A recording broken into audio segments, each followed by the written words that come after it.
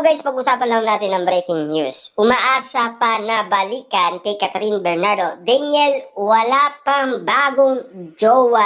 Na alam naman natin guys, focus kasi si Daniel Padilla sa kanyang project at sa kanyang mga negosyo. At sa kalukuyan nga naman guys, si Daniel Padilla ay nag-i-enjoy sa Japan kasama ang kanyang katim sa Incognito na kanyang ginagawang serye. Hanggang ngayon guys, meron talagang nagbago kay Daniel Padilla. Tulad na lang guys na talagang naging mabait na siya sa kanyang mga tagahanga. Kitang-kita naman natin guys na may mga ebidensya at mga proof talaga tayong pwedeng patunayan kay Daniel Padilla na kanyang pagbabago. Kitang-kita naman natin yan guys sa lahat ng mga exclusive na nangyari umano kay Daniel Padilla. Ang pinag-uusapan ngayon ang kanyang kaugalian. Kasi kinukumpara nga naman kasi guys ang kaugalian ni Daniel Padilla, Catherine Bernardo at Alden Richard. Malinaw na guys na talagang binago ni Daniel Padilla ang kanyang kaugalian. At sabi ng balita, kilig na kilig ang mga panay na umaasa magkabalikan pa ang mag-ex na sina Daniel Padilla at Catherine Bernardo. Sa sinasabi ng una na wala pa siyang panahon ngayon sa kanyang love life. Chika nga kasi ni Daniel kay Ogie ng DWAR 1494 nang magkita sila sa event ng isang fan club ng aktor.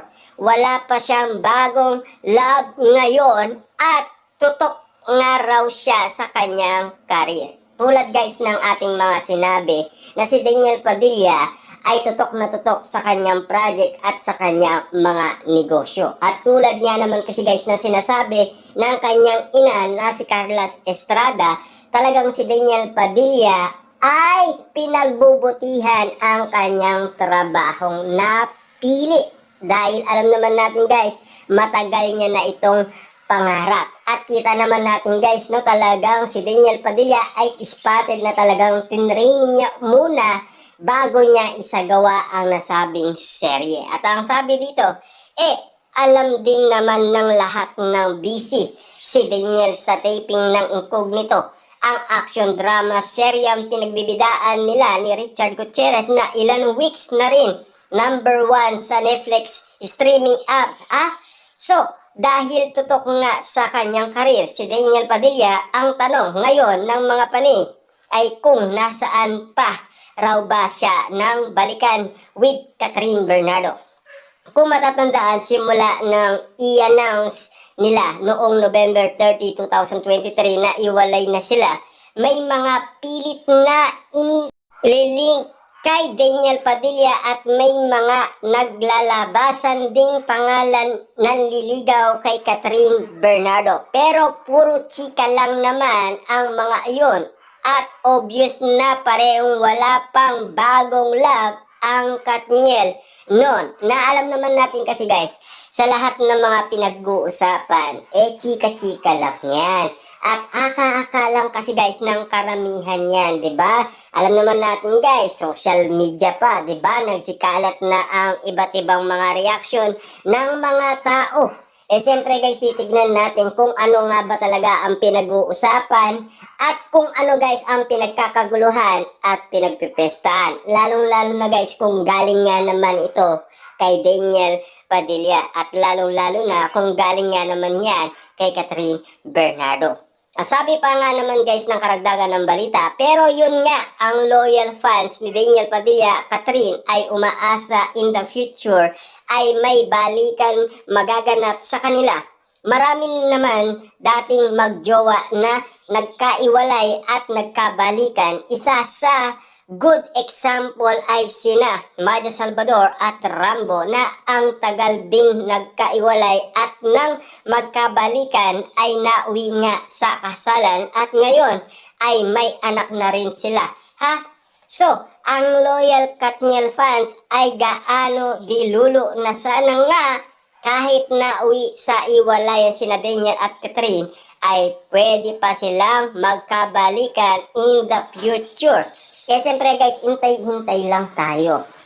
kung ano pa talaga guys ang pasya ni Catherine Bernardo at Daniel Padilla at kung mahal na mahal pa nila ang isa't isa. Kaso nga lang guys, narinig natin si Catherine Bernardo. Ayon kasi guys sa chika umano ni Ogie Diaz sa kanyang YouTube channel, wala nang pag-asa si Daniel Padilla dahil wala na daw spark ang kanilang pagmamahalan. Ayon daw kay Catherine Bernardo, ibig sabihin nito, binasted na kaagad ni Catherine Bernardo si Daniel Padilla. Iwalayan sina Daniel at Catherine ay pwede pa silang magkabalikan in the future.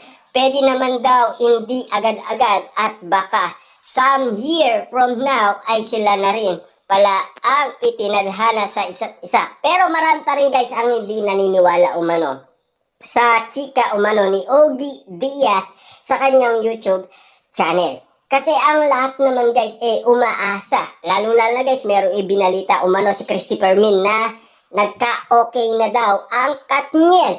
Pero bakit kay Ogie Diaz nga naman kasi ang kwento niya ay binasted umano ni Catherine Bernardo si Daniel Padilla. Ano nga ba talaga ang katotohanan sa mga issue at intriga? Na alam naman natin guys, meron daw tumutulong umano sa Katniel para nga naman kasi magkaayos sina Daniel Padilla at Catherine Bernardo na nagkaroon nga naman kasi sila ng komunikasyon. At ang sinasabi nga naman nila, yung pag-uusap ni Daniel Padilla at Catherine Bernardo, yun nga guys ang pinaka-pinag-usapan kung bakit nga daw iniwan ni Alden Richard si Catherine Bernardo. Ibig bang sabihin nito, pinaubaya ni Alden Richard si Catherine Bernardo sa iba? Yan ba ang tingin ng mga netizens at mga sawsawerang kapitbahay? Yan kasi guys ang mga kumakalat ngayon na issue at intriga patungkol umano sa mga nangyayari kina Catherine Bernardo, Daniel Padilla at Alden Richard. Na ayaw kasi guys ni Alden Richard na madawit umano siya sa usapan Katniel. Yan kasi guys ang pinag-uusapan na talagang patindi ng patindi guys ang balita ngayon sa social media na talagang intriga at issue na talagang pinag-uusapan at pinagkakaguluhan at pinagpepestaan.